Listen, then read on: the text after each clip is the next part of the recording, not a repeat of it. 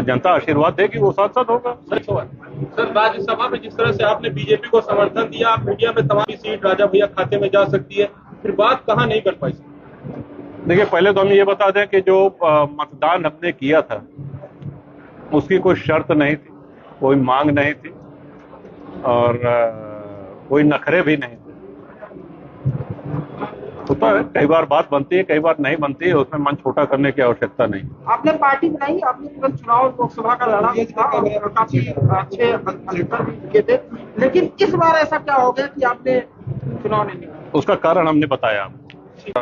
बहुत ही अच्छी आपने समर्थन भी मांगे आपके? नहीं, अब वो जाने दीजिए, बंद कमरे में क्या बात हुई, जिस तरह लेकिन बहुत अच्छी मुलाकात और बहुत ही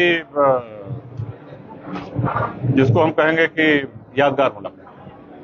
सर, जिस तरह से घटनाक्रम पूरा चला, लगा कि बीजेपी की तरफ आप कहीं न कहीं उठोगे, लेकिन अभी आपने बिल्कुल स्वतंत्र तौर पर कार्यकर्ताओं को से अपील कर दी कि स्वतंत्र होकर वोट दें जिसको पसंद करें आप।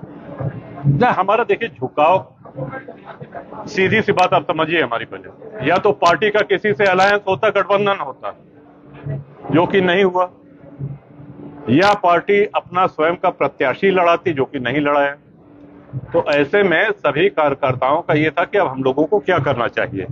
सबकी राय लेने के बाद, हम स्वयं भी चिंतन मनन करने के बाद अभी जो निर्णय हुआ है कि इस लोकसभा चुनाव में जिनको जहां मतदान करना हो, आशीर्वाद देना हो, वो दें। ऐसा क्या आगे की रणनीति रखा इस चुनाव में? नहीं, सस्पेंस जैसी कोई बात नहीं थी।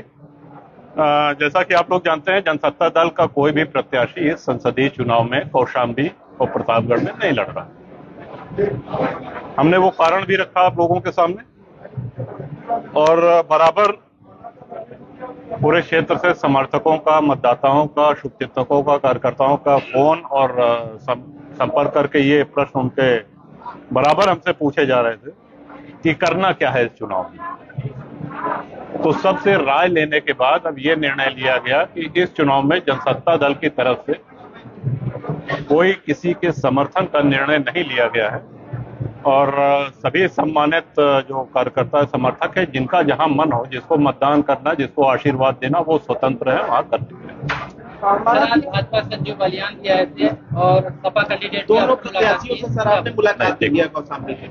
जहां तक संजीव जी की बात है, वो हमारे व्यक्तिगत मित्र हैं, उनसे हमारा राजनीतिक संबंध नहीं है और प्रत्याशी दोनों आए थे और जो बात हम आपसे कह रहे हैं उनसे भी हमने यही कहा कि ये कार्यकर्ता सम्मेलन के बाद ही स्थिति स्पष्ट हो पाएगी कि हम लोग क्या करेंगे। सर, अभी सारे के चुनाव हुए जिसमें 2 विधानसभा हम लोग जीते, लेकिन 3 में हमको सफलता नहीं मिली।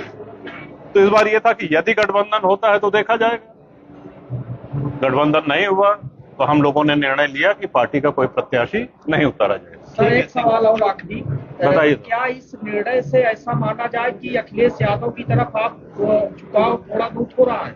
आप पूरी सभा में रहे, आप हमारे वक्तव्य को बहुत ध्यान से आप सभी पत्रकार भाइयों ने सुना।